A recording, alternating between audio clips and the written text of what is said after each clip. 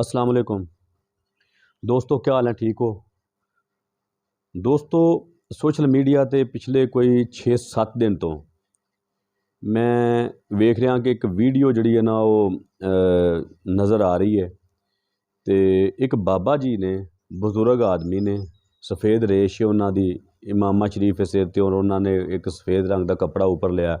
मस्जिद नबवी दे विच वो फिरदे ने पे तो वो गए ने उमरे वास्ते। तो उन्होंने उपर उतों किसी दोस्त ने कोई वीडियो बना दी, उन्होंने वीडियो बना के दी तो वो वीडियो उन्होंने वायरल कर दी। उस तो बाद वीडियो वायरल होने तो बाद उस दे उपर बहुत ज़्यादा गल्लां ने। सब तो पहले वो वीडियो वेखो, फिर उससे गल करने हैं। खुद किए देते हैं, क्यों आँख मिलाई थी, क्यों आग लगाई थी, क्यों आँख मिलाई थी, क्यों आग लगाई थी। जी दोस्तों एक्चुअली गल ये वे कि ये वीडियो बनी मस्जिद नबवी शरीफ च, मदीना मनवरा शरीफ च वीडियो बनती है। वीडियो बनन तो बाद वीडियो वायरल होंदी है।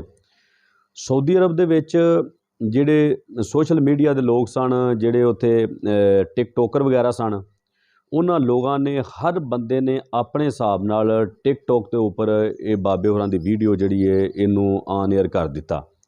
ठीक है, ये वीडियो चलती रही, इस दे मुतलक मुख्तलिफ किस्म के सवाल जवाब होंदे रहे। कोई इसनूं कहंदा पिया वेखो तुसी कि अरबी कोई सऊदी अरब का इंसान है, वो कहन दिया कि जी इन्हां दी शक्ल जिहड़ी अबू बकर सदीक नाल मिलदी है।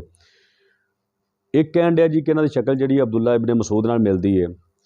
तो ये असल हकीकत ये वे कि ये जिहड़े बाबा जी ने ना, ये बाबा जी पाकिस्तान के सूबे बलोचिस्तान के हब के इलाके के रहने वाले ने।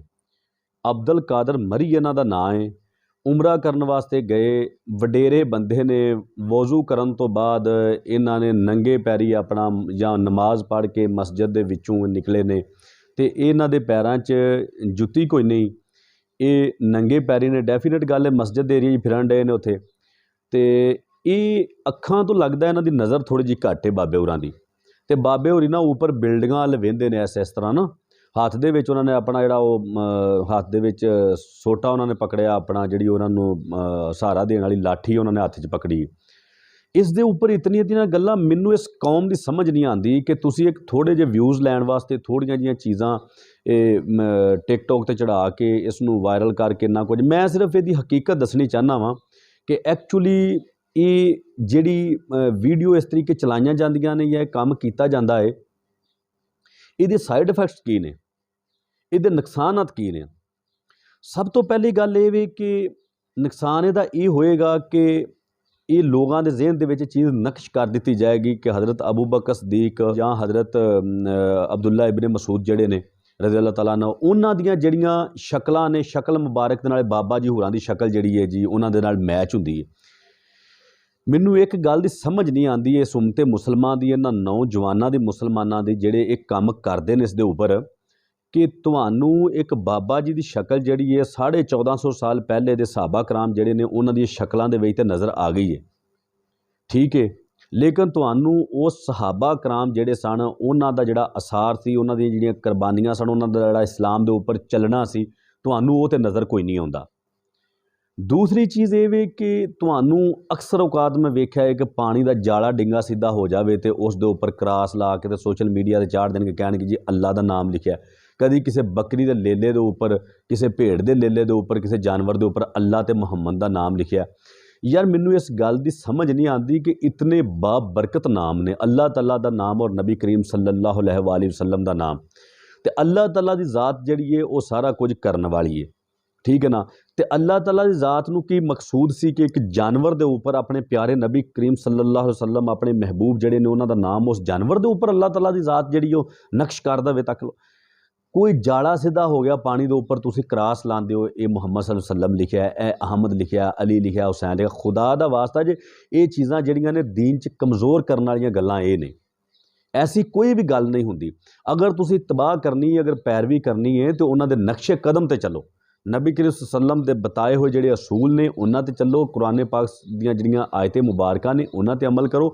ਸਹਾਬਾ ਕਰਾਮ ਦੇ ਨਕਸ਼ੇ ਕਦਮ ਤੇ ਚੱਲੋ। ਪੰਜ ਦਿਨ ਪਾਕ ਦੇ ਨਕਸ਼ੇ ਕਦਮ ਤੇ ਚੱਲੋ। ਜਿਹੜੀ ਅਸਲ ਗੱਲ ਹੈ, ਇਹ ਜਿਹੜੇ ਬਾਬਾ ਜੀ ਨੇ ਇਹਨਾਂ ਦਾ ਕੋਈ ਇਹ ਸਹਾਬਾ ਕਰਾਮ ਦੇ ਦੌਰ ਦੇ ਨਹੀਂ ਗੇ। ਜਿਹੜੀਆਂ ਗੱਲਾਂ ਲਿਖੀਆਂ ਕਿ 1400 ਸਾਲ ਪਹਿਲੇ ਦੇ ਬਾਬਾ ਜੀ ਨੇ, ਹਰ ਕਿਸੇ ਨੇ ਆਪਣੇ ਹਿਸਾਬ ਕਿਤਾਬ ਨਾਲ ਐਸੇ ਵਰਡ ਯੂਜ਼ ਕੀਤੇ ਨੇ। ਮੈਂ ਤਾਂ ਇਹਨਾਂ ਚੀਜ਼ਾਂ ਨੂੰ ਐਕਸੈਪਟ ਹੀ ਨਹੀਂ ਕਰਦਾ ਕਿ ਇਵੇਂ ਦੀਆਂ ਚੀਜ਼ਾਂ ਲਿਖ ਛੜੀਆਂ ਨੇ, ਬਾਬਾ ਜੀ ਫਲਾਂ ਦੌਰ ਦੇ ਨੇ, ਬਾਬਾ ਜੀ ਫਲਾਂ ਦੌਰ ਦੇ ਨੇ। ਇਹ ਬਾਬਾ ਜੀ ਹੱਬ ਦੇ ਨੇ, ਬਲੋਚਿਸਤਾਨ ਦੇ ਰਹਿਣ ਵਾਲੇ ਨੇ। ਅਬਦੁਲ ਕਾਦਰ ਮਰੀ ਇਹਨਾਂ ਦਾ ਨਾਂ ਹੈ। ਉਮਰਾ ਕਰਨ ਵਾਸਤੇ ਗਏ ਸਨ। ਇਹਨਾਂ ਦੇ ਕੋਲੋਂ ਉੱਥੇ ਸਾਊਦੀ ਅਰਬ ਵਾਲਿਆਂ ਮੀਡੀਆ ਵਾਲਿਆਂ ਨੇ ਪੁੱਛਿਆ ਵੀ, ਉਹਨਾਂ ਨੇ ਕਿਹਾ ਜੀ ਕਿ ਮੈਨੂੰ ਬੜਾ ਸਕੂਨ ਹੋਇਆ, ਮੈਂ ਦੁਬਾਰਾ ਵੀ ਇਨਸ਼ਾ ਤਾਲਾ ਮੈਂ ਉਮਰਾ ਕਰਨ ਵਾਸਤੇ ਆਵਾਂਗਾ। ਠੀਕ ਹੈ। ਤੇ ਇੱਥੇ ਜਨਾਬ ਇਹ 1450 ਸਾਲ ਪਹਿਲੇ ਦਿਨ ਇਹਦੀ ਸ਼ਕਲ ਸਹਾਬਾ ਕਰਾਮ ਨਾਲ ਮਿਲਦੀ ਹੈ। ਮੇਰੇ ਭਾਈ ਸਾਡੀ ਫਹਿਮੋ ਫਰਾਸਤ ਵੀ ਨਹੀਂ ਜਾ ਸਕਦੀ ਜਿਤਨੇ ਬਰਗਜ਼ੀਦਾ ਔਰ ਨੇਕ ਲੋਕ ਜਿਹੜੇ ਨੇ ਸਹਾਬਾ ਕਰਾਮ ਨੇ। ਠੀਕ ਹੈ ਨਾ। ਤੁਸੀਂ ਇਹ ਨਿੱਕੀਆਂ ਨਿੱਕੀਆਂ ਚੀਜ਼ਾਂ ਉਹਨਾਂ ਨਾਲ ਰਿਲੇਟ ਕਰ ਦਿੰਦੇ ਹੋ। ਠੀਕ ਹੈ। ਇਹਨਾਂ ਲੋਕਾਂ ਨੂੰ ਟੋੜ ਕੇ ਮੈਂ ਨਾ ਕੱਲ੍ਹ ਤੁਸੀਂ ਇਸ ਬਾਬਾ ਜੀ ਦੇ ਨਾਲ, ਅੱਲਾ ਨਾ ਕਰੇ ਬਾਬਾ ਜੀ ਆਣ ਕੇ ਕੱਲ੍ਹ ਨੂੰ ਕੋਈ ਬੁਰਾ ਕੰਮ ਇੱਥੇ ਕਰਦੇ ਨੇ ਤੇ ਤੁਹਾਡੇ ਇਮੇਜ ਜਿਹੜੇ ਨੇ ਉਹ ਕੀ ਨੇ। ਤੁਸੀਂ ਸਹਾਬਾ ਕਰਾਮ ਦੇ ਬਾਰੇ ਇਮੇਜਨ ਕੀ ਕੀਤਾ ਹੈ? ਤੁਸੀਂ ਬਾਬਾ ਜੀ ਸ਼ਕਲ ਜਿਹੜੀ ਉਹਨਾਂ ਦੇ ਨਾਲ ਮਿਲਾ ਦਿੱਤੀ ਹੈ। ਐਸੀ ਕੋਈ ਗੱਲ ਨਹੀਂ। ਠੀਕ ਹੈ। ਅੱਲਾਹ ਤਾਲਾ ਸਾਨੂੰ ਸਿਰਾਤੇ ਮੁਸਤਕੀਮ ਤੇ ਚੱਲਣ ਦੀ ਤੌਫੀਕ ਦੇਵੇ। ਤੁਹਾਡਾ ਭਾਈ ਅਸਗਰ ਵਰਿਆ।